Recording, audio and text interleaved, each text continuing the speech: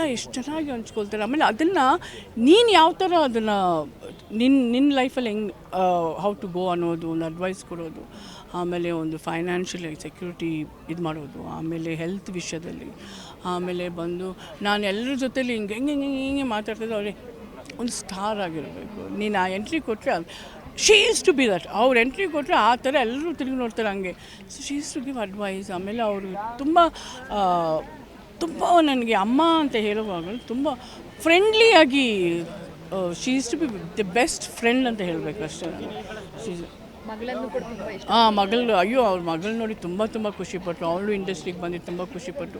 ಅವ್ರಿಗೂ she was telling advises and so beautiful lady.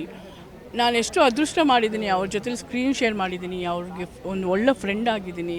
ಅವ್ರು ಯಾವಾಗಲೂ ಹೇಳೋದು, ನೀನು ನನ್ನ ದ ಬೆಸ್ಟ್ ಫ್ರೆಂಡೇ, ನೀನು ನನ್ನ ಚಿನ್ನ. ನೀನು ಅದು ನನಗೆ